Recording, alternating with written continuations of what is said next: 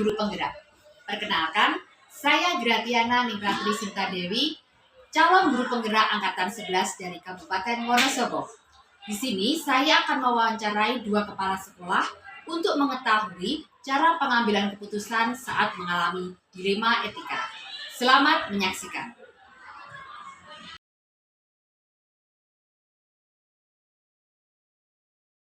Selamat siang, Bu Mei. Selamat siang, Bu Nana. Terima kasih sekali atas waktu yang diberikan untuk saya. Sama-sama. Saya istilahnya ingin menimba ilmu juga dari Bu Mei. Ya, dan di sini ada beberapa hal yang ingin saya tanyakan. Ya. Bu Mei selaku sebagai kepala sekolah, di mana nanti satu selain sebagai tugas saya, yang kedua saya bisa mengambil begitu banyak pelajaran dari Bu Mei. Oke, siap. Bu Mei. Begini Bu, selama ini bagaimana Bu Mei itu mengidentifikasi kasus-kasus yang merupakan dilema etika atau bujukan moral, Bu? Ya. Jadi kalau dilema etika, maka kasus itu adalah benar dan benar atau kedua-duanya benar. Tetapi dua-duanya benar itu dalam moral, secara moral gitu ya. Tetapi dalam pengambilan keputusan bertentangan. Nah, itu adalah dilema etika. Kalau tadi yang kedua yaitu apa? Bujukan moral. Nah, itu benar dan salah. Itu sudah jelas sekali. Itu lebih mudah. Tapi kalau yang dilema etika itu susah. Ya, soalnya disebut dilema etika itu berarti benar dengan benar begitu ya, seringkali itu pengambil keputusannya itu bertentangan. Bu Mei. Selama ini bagaimana Bu Mei itu menjalankan pengambilan keputusan di sekolah, terutama untuk kasus-kasus yang ada dua kepentingan yang sama-sama benar dan dua-duanya sama-sama baik gitu Bu. Ya. Jadi di sini saya harus mempertimbangkan yang pertama adalah kaitannya dengan mana yang paling banyak keuntungannya atau manfaatnya dan yang paling sedikit kerugiannya. Yang kedua ini tentunya menyangkut aturan-aturan gitu ya. Nah, yang ketiga juga menyangkut perasaan kepedulian gitu. Ya, pasti yang diambil yang mana paling banyak manfaatnya, dan di sini yang terpenting adalah adanya kepedulian atau perasaan. Baik. Kemudian Bu Mei menentukan langkah-langkah dalam pengambilan keputusan, untuk prosedurnya itu seperti apa biasanya Kak Bu Mei? Jadi dalam pengambilan langkah ini kalau saya dilapori ya, atau saya melihat, atau saya mendengar ada masalah gini, saya akan melihat itu masalah siapa, masalah murid, masalah guru atau karyawan, atau masalah sekolah. Ini saya caranya melakukan langkah saya berbeda, karena itu kan objeknya beda ya. Nah, kalau itu murid, yang pertama saya tanya kepada guru mapel, yang kedua wali kelas, yang ketiga guru BK. Kemudian hal yang lain selain saya diskusi, saya melihat dokumen atau catatan anekdot gitu. Nah, setelah itu kalau saya yakin benar itu memang masalah yang harus dipecahkan, maka saya akan bermusyawarah. Kemudian kalau itu memang harus memerlukan rapat, maka saya akan mengadakan konferensi kasus. Nah, disitulah saya mengambil keputusan. Di konferensi kasus itu, guru-guru atau warga sekolah itu akan berdiskusi bersama untuk menetapkan suatu keputusan yang itu menjadi ketetapan sekolah. Nah, di situ saya akan menghormati pendapat warga sekolah. Itu kalau murid ya. Tapi kalau guru, ini karena menyangkut pribadi, saya harus menjaga nama baik guru atau karyawan.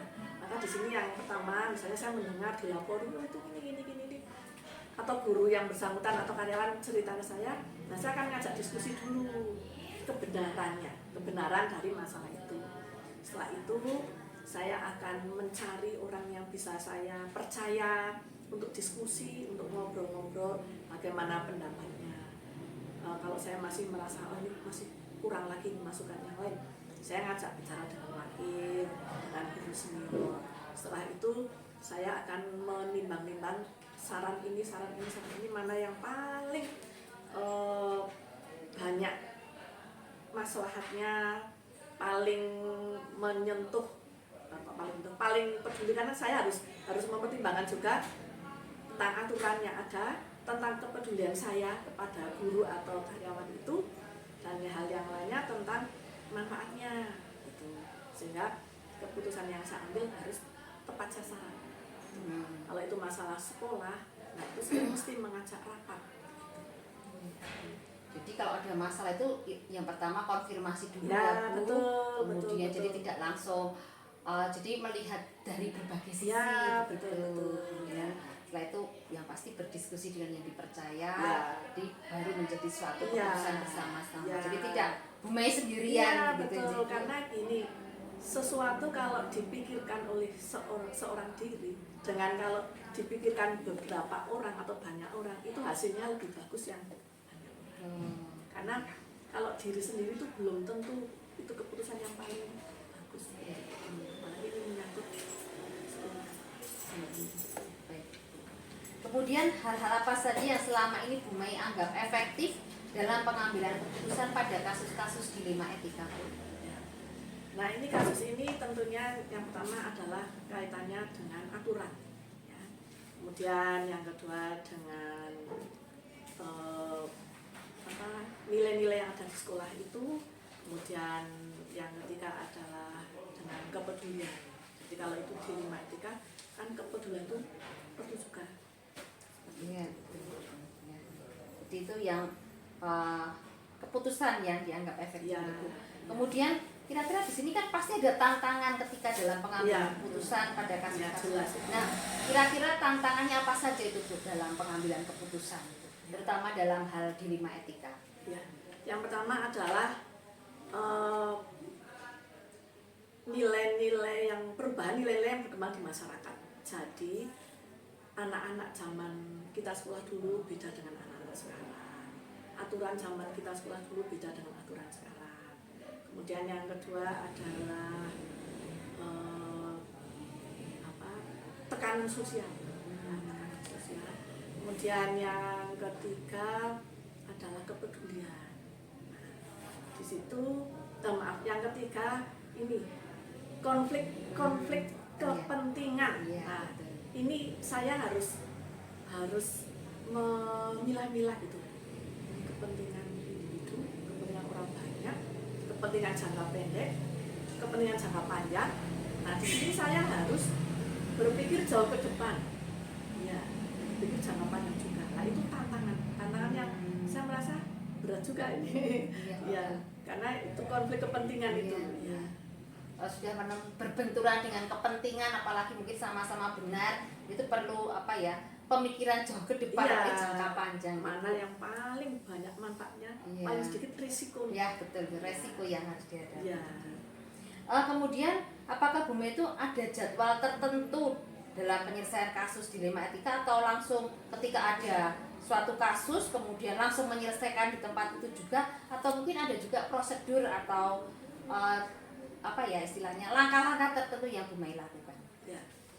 Kalau saya itu tidak punya jadwal khusus untuk menyelesaikan masalah. Kalau ada masalah, saya akan menyelesaikan hari itu juga. Kalau tempatnya, ya, kalau masalah ini kaitannya dengan etika atau benar atau salah, itu saya tidak terus di situ ada masalah, di situ saya menyelesaikan, itu saya tidak. Nah, itu kecuali kalau guru yang sedang di kelas atau murid yang sedang berada di suatu tempat, itu mungkin itu bisa di tempat itu ya. Tapi kalau masalah itu sudah sampai ke kepala sekolah, tentunya saya harus berpikir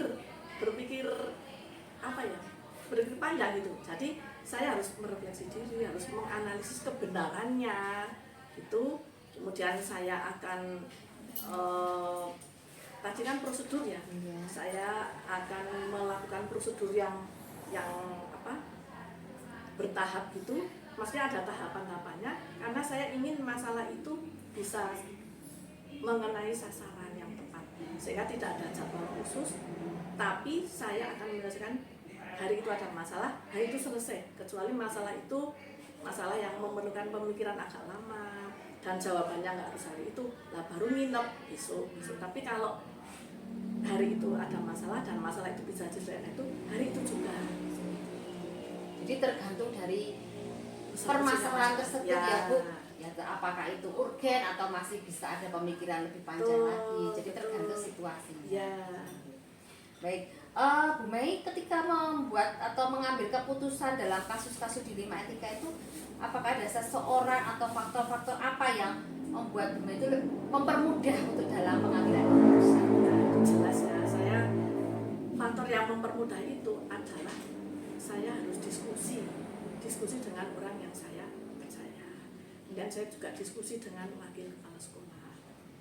Diskusi juga dengan guru senior yang sudah memahami sekolah ini agak lama, lah itu sangat memudahkan saya untuk mengambil keputusan. Hal yang lain saya harus melihat norma-norma yang ada di sekolah ini, aturan-aturan yang ada di sekolah ini seperti itu.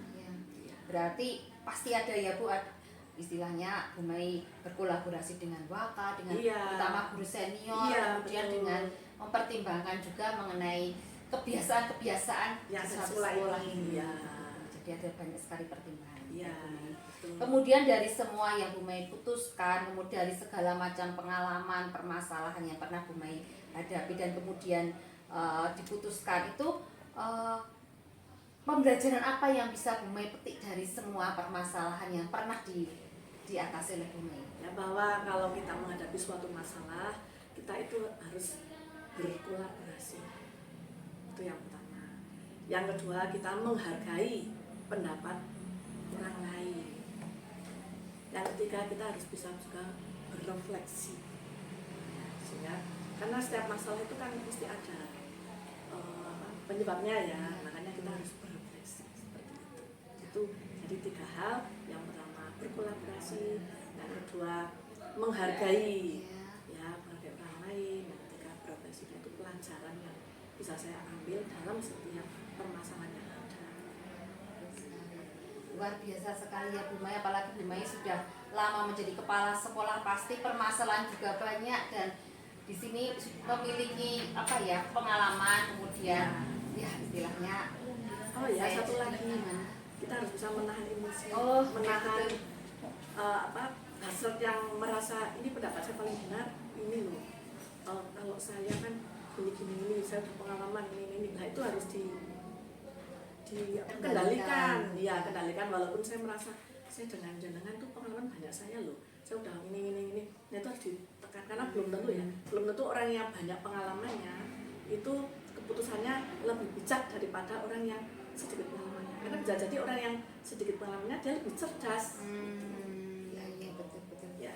Dia ada pengendalian diri juga yang pasti itu semakin banyak pengalaman itu jadi pengendalian diri juga semakin bagus, emosinya dikendalikan. Ya betul, dikendalikan. Memang luar biasa sekali. Terima kasih sekali Bu Mei. Saya jadi belajar banyak dari Bu Mei. Ternyata menjadi seorang kepala sekolah itu butuh suatu pembelajaran dan yang pasti adalah mau untuk berusaha untuk bisa memutuskan setiap permasalahan dengan lebih bijak. Betul sekali. Terima kasih sekali Bu Mei atas waktunya, kesempatannya, dan semoga Bu Mei selalu sehat. Ya, kita bertemu kembali dalam kesempatan yang lain. Terima kasih Bu Mei, selamat siang. Selamat siang.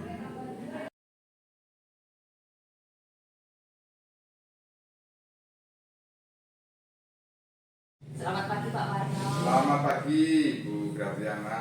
Ya, terima kasih sekali atas waktu yang diberikan untuk saya. Di sini saya ingin istilahnya ngasuh kawruh dan saya percaya Pak Warno sudah banyak sekali pengalaman, maka di sini saya istilahnya ingin mencari informasi mengenai pengambilan keputusan di 5 etika. Terima kasih atas waktu yang diberikan kepada saya dan semoga apa yang Pak Warno lakukan mendapatkan imbalan yang amin ya, amin. Baik Pak Warno, selama ini bagaimana Pak Warno itu dapat mengidentifikasi kasus-kasus yang merupakan dilema etika atau bujukan moral? Ya, terima kasih Bu Gratiana. Pengalaman saya itu membutuhkan waktu karena dilema etika itu suatu hal yang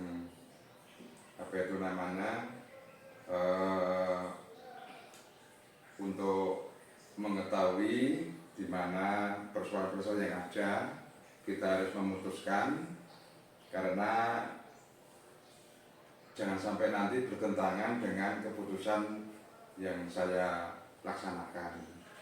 Karena secara moral itu tidak semata-mata kepala sekolah memutuskan hal yang nanti berisiko pada yang lain.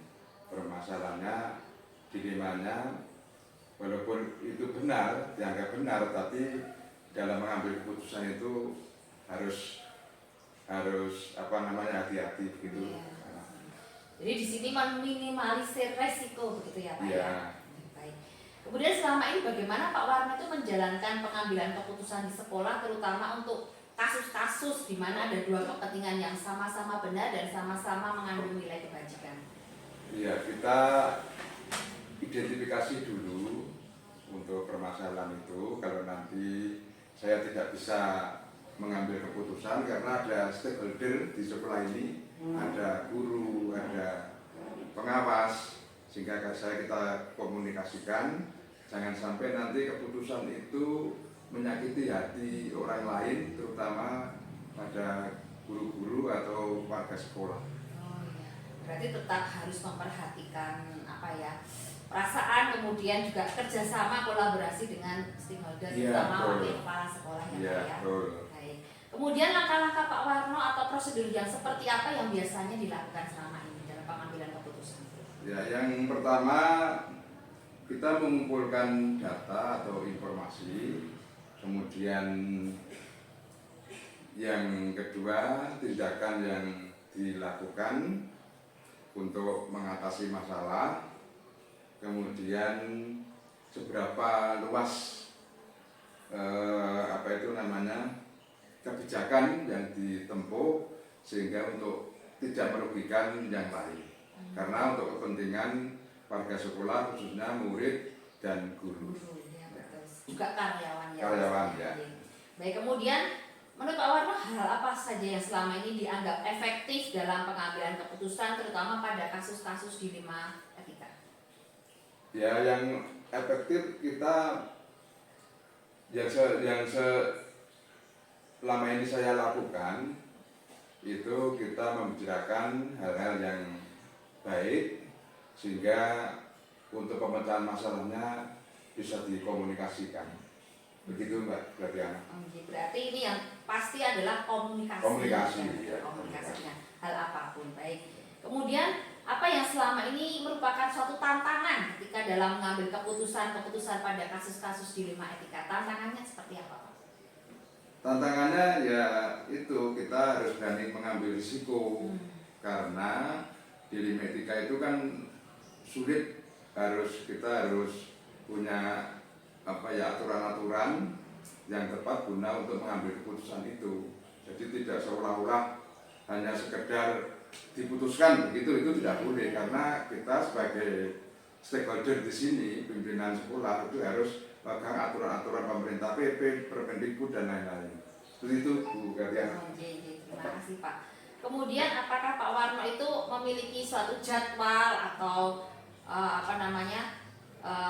ketika menemui masalah kemudian dijadwalkan dulu masalahnya, atau kemudian ketika ada masalah ada tempat atau langsung menyelesaikan di tempat, atau ada prosedurnya, atau bagaimana cara menjalankan untuk pengambilan keputusan tersebut? Iya, sekolah itu di sini di SMP 2 Mojo Tengah punya SOP, tetapi kalau permasalahannya itu hanya sedikit, 1-2 itu langsung saya selesaikan. Tapi kalau banyak, itu harus saya pikirkan dulu, saya jadwal. Karena di samping untuk menyelesaikan masalah, kita juga untuk bekerja administrasi yang lain. Begitu Bu Gladiana. Jadi di sini tergantung dari situasi dan permasalahan. Betul ya. Itu perlu urgen atau masih perlu? Yang urgen yang urgen saya dudukkan. Oke, baik, terima kasih. Kemudian apakah ada seseorang atau faktor-faktor yang selama ini mempermudah atau membantu Pak Warno dalam pengambilan keputusan dalam kasus-kasus dilema etika? Ada, itu saya sering pernah terjadi, saya mengundang wakil kepala sekolah, mengundang guru senior, bahkan konsultasi dengan pengawas untuk memecahkan suatu masalah itu. Jadi pasti ada ya. Ada. Jadi tidak hanya sendirian tapi Ya, berkolaborasi iya, dengan berkolaborasi. siapapun yang dianggap kompeten terutama untuk menyelesaikan satu masalah. Betul. Kemudian dari semua yang sudah Pak Warno sampaikan itu, kemudian keputusan-keputusan yang pernah dilakukan, itu pembelajaran apa yang bisa Pak Warno petik dari pengalaman dalam pengambilan keputusan di 5 etika? Ya, yang saya ambil itu bisa menjadi pembelajaran bagi kita sebagai pimpinan, harus hati-hati untuk mengambil keputusan supaya yang lain tidak merasa dirugikan, tidak sakit hati, sehingga nanti menyebabkan kinerja menurun. Nah, kita harus bisa motivasi pada keluarga besar SMP supaya kita berbuat dan bekerja dengan baik. Oh baik, berarti di sini perlu kehati-hatian, Ya. kemudian istilahnya untuk bisa tidak merugikan, terutama Ya. dalam hal menyakiti perasaan. Perasaan, siapapun, ya itu tegasnya seperti itu. Baik, terima kasih sekali Pak Warno, luar biasa sekali ilmu yang bisa saya dapatkan dan ini sungguh sangat berguna untuk hari-hari dan apa ya istilahnya pembelajaran buat saya saja, tidak hanya saya saja tapi nanti bisa dilakukan dalam banyak hal, terutama dalam menghadapi setiap permasalahan, terutama kasus di 5 etika. Oke, Mbak Lena, terima kasih. Ya, terima kasih atas waktunya. Semoga Pak Warno selalu sehat, Amin, dapat amin, menjalankan amin. tugas-tugas. Amin, amin. Baik Pak Warno, terima Ya. kasih. Selamat siang. Selamat siang, Mbak Gratiana. Selesai.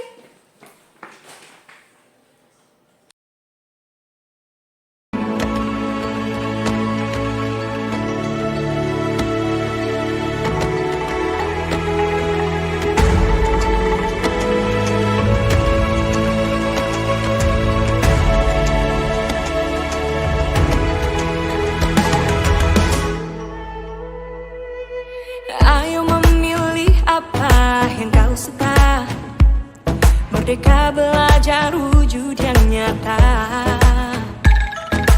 Raih mimpimu juga cita-cita, generasi emas Indonesia. Profil pelajar Pancasila tanamkan di dalam dada.